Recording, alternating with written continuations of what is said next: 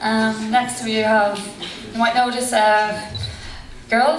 She done a very funny comedy stand-up back at NomCon.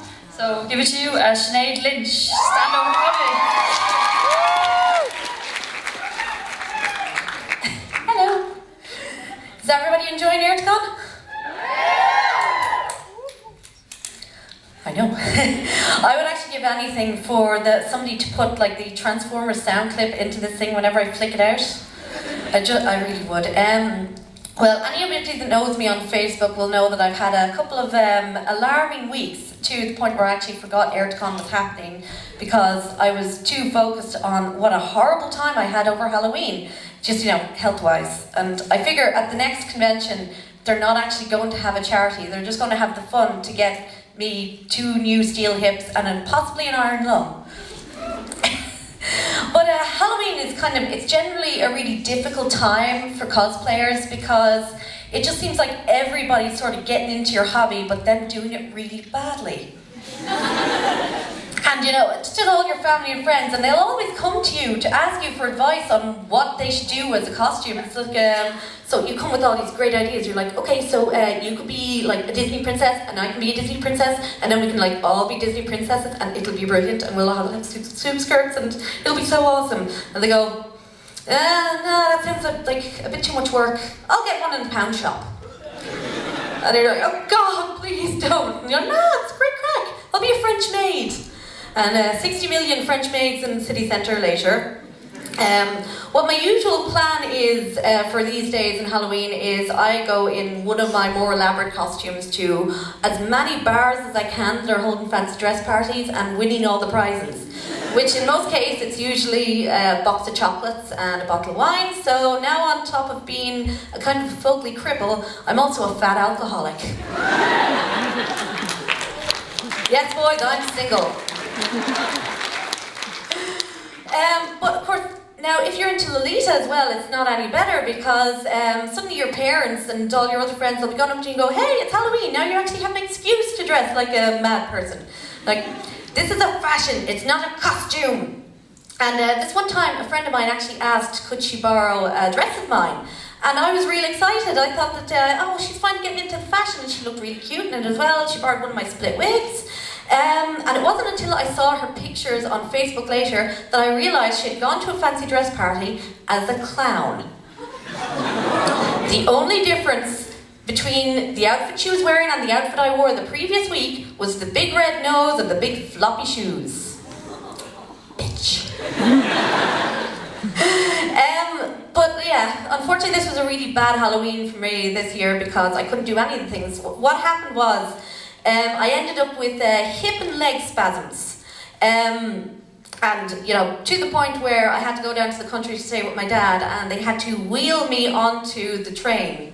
Yeah, it was pretty bad. And for 2 days, you know, I figured I have these hip and leg spasms quite a bit, so I figured they'd just kind of pass after a little while, as they always do. But, you know, I couldn't do anything I wanted to do. I couldn't go win bottles of wine at the pub. I couldn't, you know, greet the children and give them lots of sweets and admire their costumes and make them feel good about themselves. I couldn't dress up as Cinderella and impress a lot of little girls and make them want to be me when they grow up. And that's what I love doing. I couldn't even watch a scary film because, well, first of all, as you are probably aware, there were no actual good scary films. All the TV on Halloween night was shite. And also because Spursky Film has ruined horror films for me forever. Don't look that up. If you do, I'm taking no responsibility for it. I didn't even use the English name. But I couldn't do anything, so I was just kind of lying on my back and saying, this is crap. I'm not going to have a single good Halloween experience. Nothing has even remotely terrified me. But actually I was wrong because later on that night I had a terrifying experience. So here's what happened. Basically the pain in my legs, hip and back got so bad that the screams were keeping everybody up at night. So we finally decided we were going to have to do something about it. We couldn't just like drug me up and wait for them to pass like we always do. So this was about 10 o'clock at night. My dad kind of shoveled me into the back of the car and we went to see Care Doc. Now here's a little tip for you. Don't ever go see a doctor who voluntarily works at night. because they're all crazy. Anybody who puts up with night patients is just not right in the head. So we go in there. Now, I should point out that I was actually using the stick. I don't actually have to use the stick, I'm just using it for effect. But this is the way I walked into the doctor's office. So, yeah, it was very awful, except, you know, for every step that I took, it was accompanied by a wincing, ow, ow, ow, and then I tried to sit down. Okay, so I walk into the doctor's office very, very slowly, and what greets me in there is a 6'7" South African man who looks a little bit like an evil scientist. I'm not joking, he had that gleam in his eye and everything. So I start telling him what's going on. I tell him that I have fibromyalgia, to which he replies, "That disease doesn't exist." Like, thanks, man. So, how do you explain my hip, leg, and back spasms? He said, "You're out of shape." So then he proceeds to, because I can't get up on the hospital bed, he decides to pick me up, and then he starts trying to bend me back into shape. And, okay, spoiler alert, do you remember that scene in The Dark Knight Returns when Bane picks up Batman and breaks his back over his knee? That's what happened, except instead of Batman, it's a chubby girl in cheap pajamas going, "Ah!" It's part of the reason why I think the waiting room was completely empty when I went back out there. And he just keeps, he wouldn't stop. He just kept picking up my legs and trying to bend them this way, ah! And this like, ah! And finally, I just ran out of scream, so I started crying. I don't even think it was tears so much it was my brain was registering so much pain that it was trying to escape out of my eyes. Kind of like if you've ever had the norovirus, the winter vomiting bug, and if you haven't had it, you will be getting it soon.